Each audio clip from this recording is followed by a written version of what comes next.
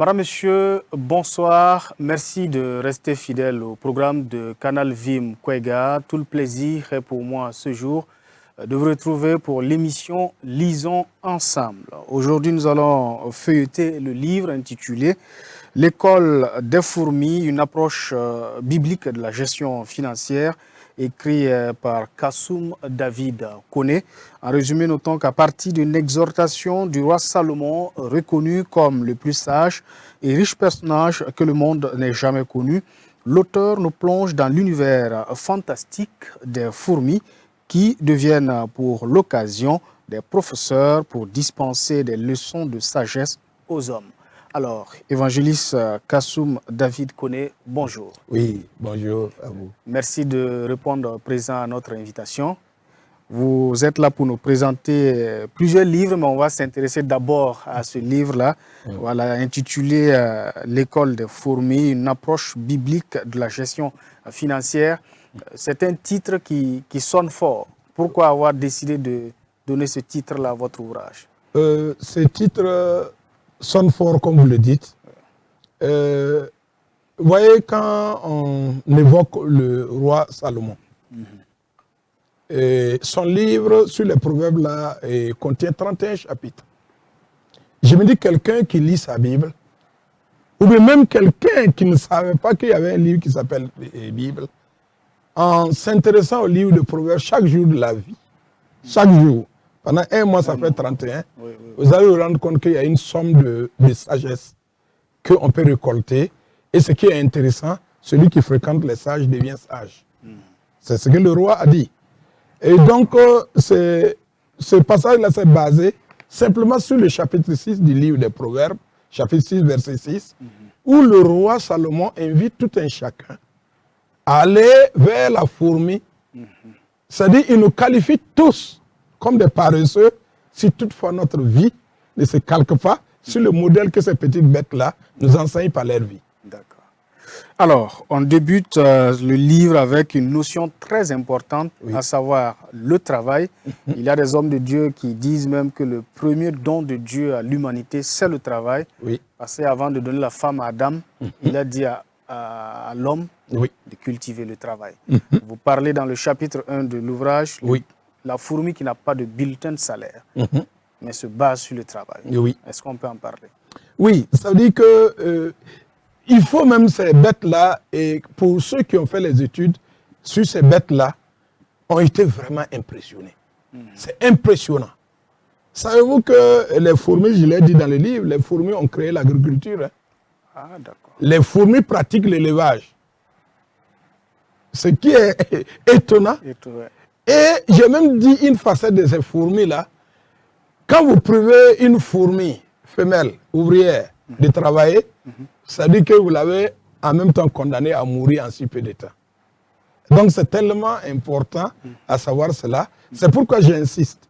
Et puisque le roi Salomon dit quoi? Que jusqu'à quand tu vas demeurer dans ton sommeil?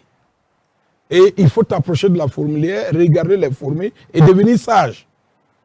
Et il dit ceci, que la fourmi n'a pas de maître et il n'a pas de patron. Comme je l'ai dit, il n'a pas de patron, c'est-à-dire il n'a pas d'employeur.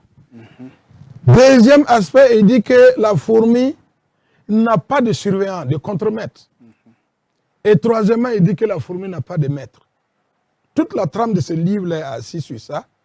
Mais je vous ai dit que le jour que j'ai découvert ça, j'ai compris que, en fait, c'est la base pour tout homme, pour tout chrétien. Une fois que vous découvrez ces principes-là, votre vie ne sera plus jamais la même. D'accord. Oui. Donc, c'est dans ce cadre-là qu'il faut que chacun puisse se pencher vraiment sur les principes qui sont décrits dans ce livre-là. Dans ce livre.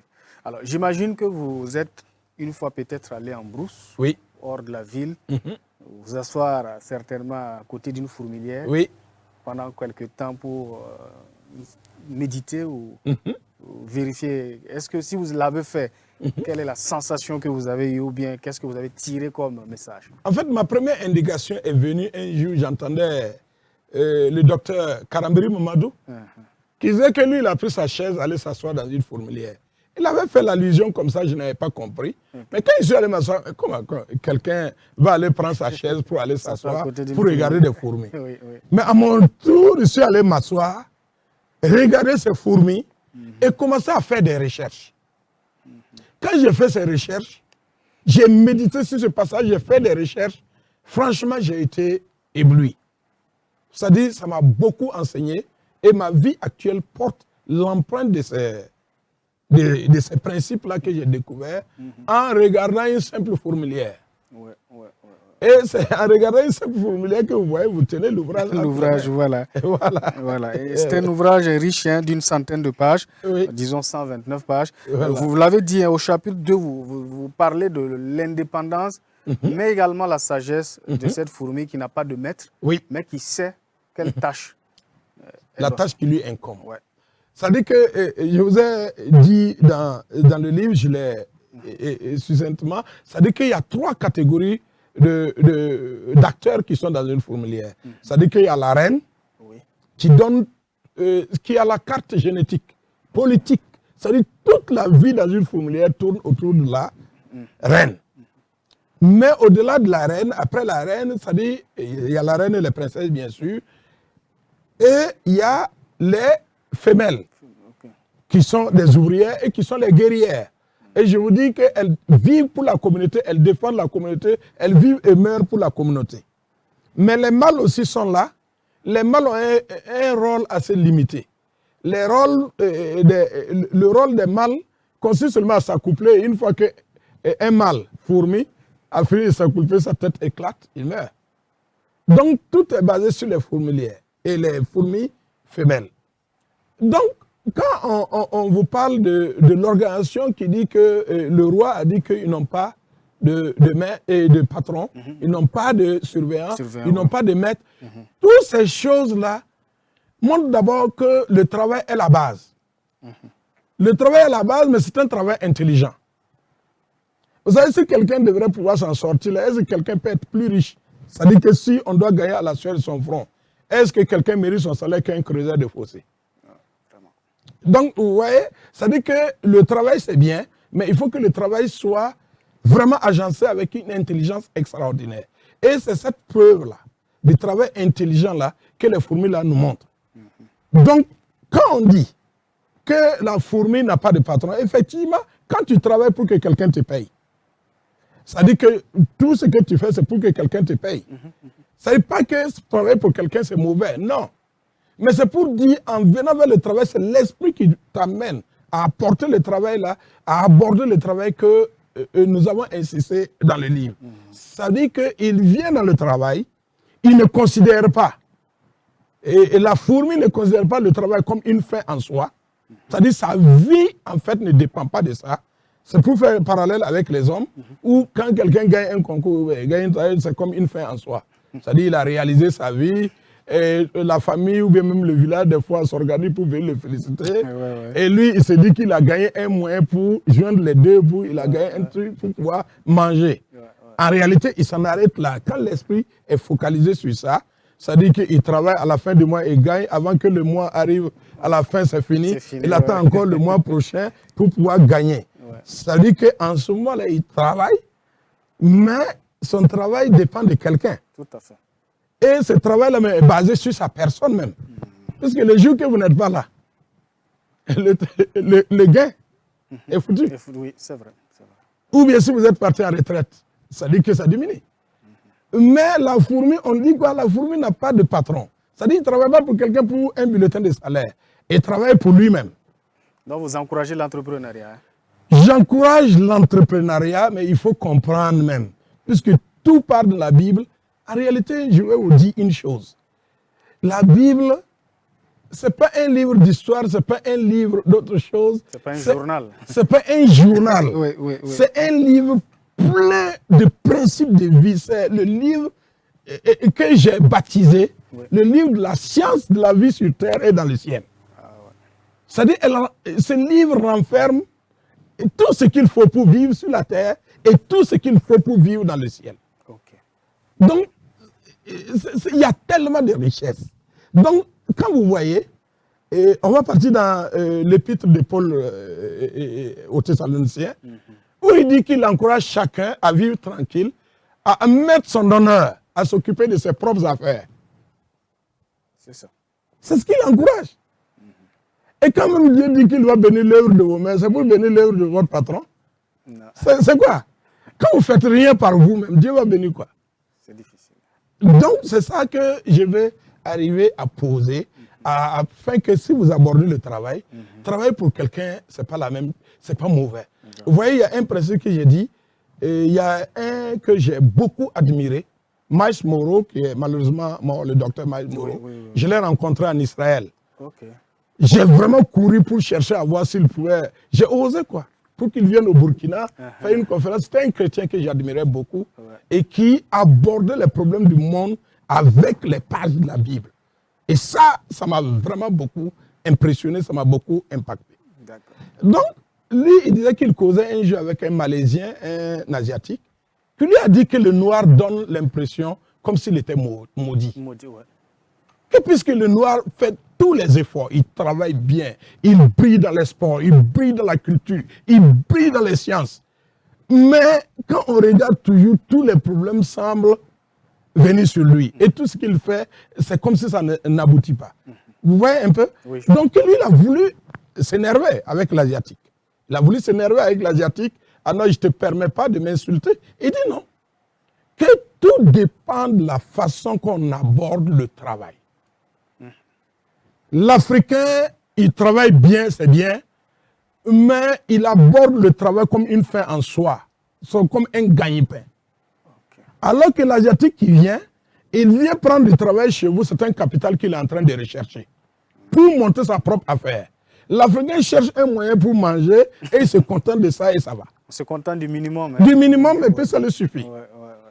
Si vous prenez le travail comme la même façon qu'on mange les mangues, si vous mangez votre mangue juste sur le noyau, vous allez avoir des indigestions.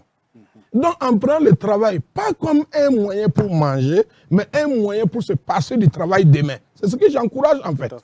Prenez votre travail au sérieux pour que demain, le travail que vous avez basé là, pour démarrer là, ça veut dire que même sans ça, vous puissiez continuer toujours à vivre.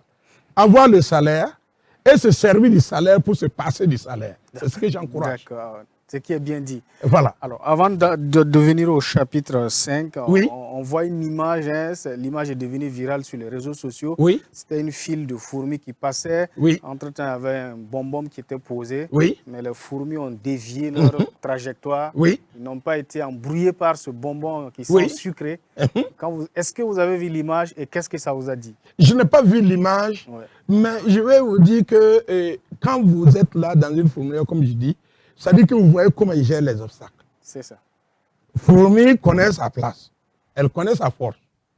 Ça dit que quand elle est en face d'elle d'un obstacle, ça dit qu'elle ne laisse rien là détourner de ce qu'elle veut. Elle est fixée sur l'objectif. Elle est fixée sur l'objectif. L'obstacle est là. Si elle peut gérer l'obstacle, elle gère. Si elle ne peut pas, elle la contourne, elle monte au-dessus, ou bien elle passe en bas, mais toujours ne pas s'arrêter à l'obstacle. La fourmi atteint ce qu'elle veut. Tout à fait. Et ça nous permet de parler de la gestion du temps. Oui. Vous parlez de la fourmi qui sait gérer le temps. Oui. Et aussi qui est à l'affût des opportunités. Oui. Ça dit que, comme on le dit, j'ai aimé une formule qui dit, il n'y a pas le mot chance. Et effectivement, un chrétien même, quand il dit que je n'ai pas la chance, ça dit que ça me fait rire.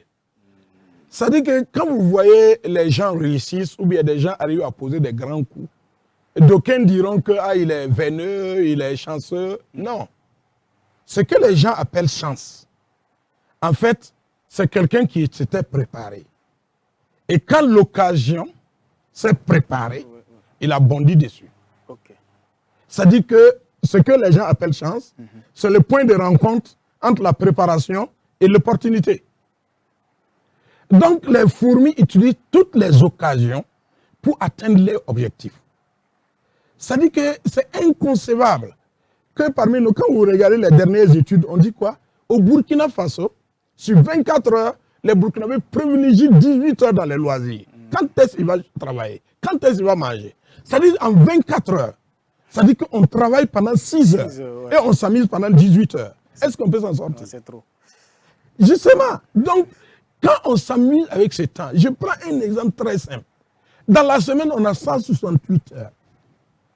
Dans les 168 heures, là, c'est quoi on en fait? Ça veut dire que, j'imagine, quelqu'un dort bien, il dort 8 heures par semaine. Et 8 heures par jour. Par jour, oui. Donc 8 heures fois 8, ça fait combien? Donc, si vous prenez ça, 8 heures par jour, bon, il prend 8 heures pour travailler, ça fait 16 heures par jour. Donc, près 2 heures pour manger, ça fait 18 heures. 18 heures. Bon, 2 heures pour les loisirs, ça fait 20 heures. 20 heures. Et les 4 heures, il a fait quoi? La seule chose qu'il faut savoir, Dieu nous a donné un truc très juste. C'est-à-dire quand les gens disent Dieu a créé, il n'a pas été juste, je dis n'insultez pas mon Dieu. Mon Dieu a été très juste. Il a donné une ressource équitable à tout le monde. Et ce qui se passe dans la vie des gens, c'est la différence qu'ils ont fait dans l'utilisation de leur temps. Okay. Vous comprenez? Pendant que des gens s'amusent, il y a des gens qui valorisent leur heure.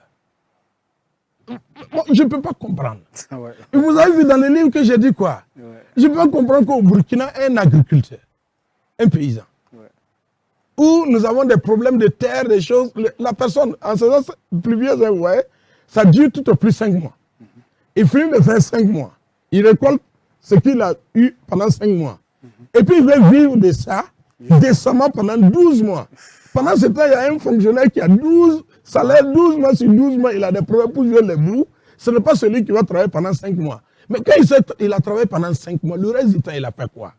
Il y a tellement d'opportunités à saisir. C'est pourquoi je dis le temps, ne vous amusez pas avec. C'est ce que Dieu a donné. Une fois que vous gaspillez le temps, il ne revient plus. On n'a pas assez de temps, on ne pourra jamais l'avoir. Chaque fois que le temps qui vous est offert est un cadeau précieux du Créateur et que chacun doit pouvoir mettre en valeur. Et en mettant en valeur, ça fait la différence entre la vie des humains. D'accord. En un mot, vous invitez le lecteur à fuir l'oisiveté, ce qui nous permet de parler également de l'épargne. C'est-à-dire qu'il faut économiser pour demain. Oui, bon, vous comprenez. Ça dit que c'est des principes simples. Et puisque j'ai dit que j'ai eu à lire le George Glason, ça dit que l'homme le plus riche de Babylone, c'est quelqu'un qui a écrit un livre, vraiment, c'est l'ABC, la gestion financière. Et si vous comprenez très bien, pour ceux qui partent dans les banques, allez prendre crédit. Les banques, des fois, ne sont pas tendres avec moi, puisque j'ai été très méchant dans les livres. Oui, tout à fait. J'ai dit qu'on doit éviter quand même de prendre les crédits de consommation. Il faut prendre des crédits qui peuvent t'aider à te passer du crédit. Mais pas prendre un crédit pour payer une voiture. Je ne comprends pas. C'est l'erreur de plusieurs fonctionnaires. Bon, je ne dis pas erreur, peut-être qu'ils ont les réalités. Ok, d'accord. Mais je dis que je ne comprends pas. Et prendre des crédits pour payer un bien qui se gâte. Il faut investir plutôt. Voilà. Donc, mais comment avoir quelque chose pour pouvoir investir? Il faut apprendre à épargner. D'accord. Regardez, la Bible même nous dit quoi? Que dans le jardin d'Éden, il y avait 4 rivières. Le Dieu même qui nous a créés là, c'est dit qu'il n'a pas basé notre ravitaillement sur un seul fleuve. Il y a eu juste 4 branches. Donc, il faut que vous arriviez à créer. Mais pour pouvoir créer, c'est quoi? C'est pourquoi, c'est ce qui est intéressant que je disais. Il faut se passer de son salaire. Il faut utiliser son salaire pour se passer de son salaire. Et donc, en apprenant à investir, et le basique là, c'est quoi? Les gens se disaient qu'il faut faire 10%. 10%, c'est ce que George Glason là avait conseillé. Et moi, par exemple, je conseille pour un chrétien, il a sa dîme qu'il doit enlever. Et il a au moins 10% pour les autres besoins, les autres aides pour les gens. Et puis 10% au moins une épargne systématique qui ne doit être enlevée pour payer aussi un bien consomptible.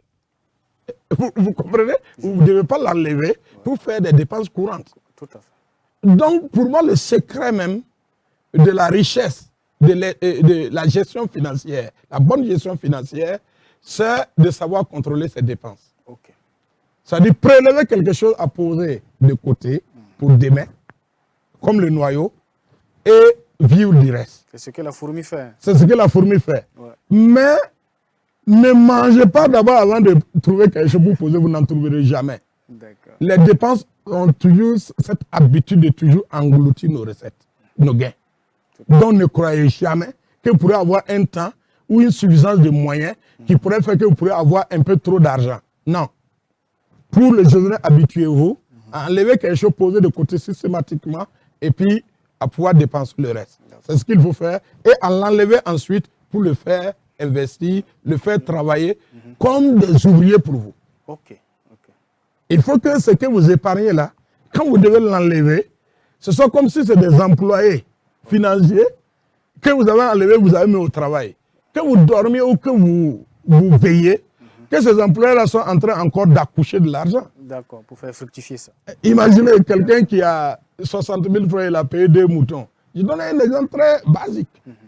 Il a payé 2 moutons, il a posé. À un moment donné, les moutons là, chaque fois que les moutons mettent bas, il a fait quoi? Son argent est en train de chier. Et donc c'est ça. Ça dit ça puisse une chose. C'est cette idée-là qu'il faudrait qu'on puisse épouser, pouvoir aller. Et ce n'est même pas seulement au niveau du monde, même au niveau de l'Église. Vous comprenez que si on doit se baser sur qui va venir construire les églises, c'est les Blancs là. Ils sont fatigués maintenant. Ils ont leurs problèmes à gérer. Ouais. Mais tant que nous-mêmes, on n'arrive pas à exploiter les principes, la sagesse que Dieu nous communique pour pouvoir être autonome, comment on peut aider notre milieu? D'accord. Oui. Alors, pour finir, au chapitre 9, vous parlez de la gestion des biens de Dieu. Oui. Vous parlez tantôt de Dieu qui est la source et le propriétaire. Vous abordez également les 2 principes de vie ou les 2 voies de la destinée. Oui. C'est quoi cela? Bon, vous savez que je ne suis pas venu parler des finances pour les finances. Je suis tellement convaincu que si quelqu'un suit les principes divins, il peut être riche. Mais ça a amené beaucoup de problèmes sur le chemin. Okay. Les gens doivent comprendre que la finalité de toute accumulation de biens devrait permettre à l'homme d'exercer sa véritable raison d'être sur la terre. Ils ne sont pas venus pour accumuler des richesses. Non. Toutes les richesses que vous voyez là qu'on peut avoir, toutes ces richesses-là, nous sommes venus les trouver, on va partir les laisser. Vous n'avez qu'à venir, vous êtes riche, vous êtes quoi, il y a eu quelqu'un au moins qui a été plus riche que vous. Tout à fait. C'est-à-dire que l'or, vous l'avez trouvé ici, l'argent, c'est une fabrication qui est ici. C'est-à-dire tout ce qu'on peut trouver qui peut faire montrer les gens pour dire qu'ils ont accumulé. Non, soyez intelligents. Regardons tous ceux qui ont accumulé à un moment donné, se sont rendus compte quoi? Ils ne peuvent pas vivre tant qu'ils ne distribuent pas, tant qu'ils ne partagent pas. Nous devons comprendre que la seule chose, et c'est ce que j'ai dit avec insistance, en venant sur cette terre-là, la terre n'a jamais une seule chose que Dieu a envoyée, c'est ta vie, c'est ma vie. Et c'est cette particularité qui doit enrichir notre environnement. Vous, moi, ça dit qu'on n'a qu'à nous fâcher n'importe comment, on ne peut pas enlever le fait que vous êtes unique en votre genre. Vous n'avez pas de clown, vous n'avez pas de photocopie. Donc tous les gains que nous avons là devraient nous permettre de savoir que même quand on cherche ça, on ne doit pas oublier l'essentiel. L'essentiel, c'est quoi? C'est la mission que Dieu nous donne dans l'utilisation de ses biens. C'est-à-dire qu'il faut que nous contribuions à faire avancer son règne. Il faut que notre vie soit une vie d'impact. Une vie qui améliore la terre, mais pas une vie qui fait pleurer la terre. Ok, d'accord. Ce qui est bien dit, voilà, ce livre a été écrit en quel moment? Parce que vous êtes venu avec d'autres livres. C'est en 2019, hein? En 2019. Voilà, et vous m'avez dit avant le début de l'émission que c'est en 3 mois que vous avez écrit tous ces livres. Oui. Celui-ci est intitulé La bénédiction prophétique des fils de Jacob, une prophétie pour notre temps avec l'évangéliste que vous êtes. Aussi, des petits pas avec Dieu, un livre de témoignages. Oui. Et je rappelle que vous êtes du domaine des douanes. Inspecteur central des douanes. Inspecteur central des douanes. Et vous avez écrit un livre professionnel, Guide pratique de la poursuite des infractions douanières. Alors, 4 livres en 3 mois, comment cela s'est passé? Mais en tant que fonctionnaire, vous avez des occupations? Mon frère Joël, vous trouverez qu'il ne faut pas venir enseigner une science à des gens que toi-même tu n'as pas appliqué. Tout à fait. C'est-à-dire, faites ce que j'ai fait et ne faites pas ce que j'ai fait. Non. C'est-à-dire que si ce que j'ai dit, ça marche, il fallait que ça commence par moi-même. Donc, ces livres ont été écrits de septembre, tous les 4 ont été écrits du mois de septembre à fin novembre 2019. Donc, c'est pour dire quoi? Utiliser le temps. J'étais chef de service. Et j'assurais le rôle d'un pasteur d'une église. Et maintenant, avoir du temps pour pouvoir écrire ces choses, c'est de savoir saisir la grâce que Dieu nous fait pour ne pas laisser une seule minute gaspiller. D'accord. Alors, le sujet est passionnant. Hein, on reviendra pour parler d'un autre livre. Nous sommes pris par le temps. Où est-ce qu'on peut trouver ces livres de l'évangéliste Ces livres se retrouvent à la librairie Jeunesse d'Afrique, à la librairie Mercury Zad et puis Zabré Daga, à la librairie de l'Église des Assemblées de Dieu centrale, à la librairie Flamme de Gunguin et à la librairie du centre d'évangélisation, aussi bien qu'à Simidi Central. D'accord. En quelques secondes, un mot pour dire au revoir aux téléspectateurs. Je vais vraiment dire merci aux téléspectateurs et surtout ceux qui vous suivent et à tous les techniciens aussi qui sont là. Nous suivons vraiment avec les difficultés qu'ils ont, faites tout pour pouvoir tenir la boîte. Merci également à ceux qui vous suivent. C'est eux aussi qui vous donnent l'essence, c'est-à-dire le courage de pouvoir continuer. Et je veux vraiment bénir le nom de notre Dieu et je voudrais vraiment que ces ouvrages-là soient bien accueillis aussi. C'est ce qu'on souhaiterait. Et au moins, pour nous donner aussi l'occasion de pouvoir continuer. Seulement ce que je veux dire, la Bible renferme tellement de richesses qu'on se ferait du mal de passer à côté. Merci bien d'être passé sur ce plateau. Merci, merci, merci. Alors, ce sera tout pour ce numéro Lisons ensemble. Nous avons eu le plaisir de recevoir sur ce plateau l'évangéliste Kassoum David Koné, venu nous parler de son ouvrage L'école des fourmis, une approche biblique de la gestion financière. Nous aurons l'occasion de le recevoir encore pour parler d'autres ouvrages parce qu'il en a d'autres. Merci, restez connectés sur Canal Vim Kwega.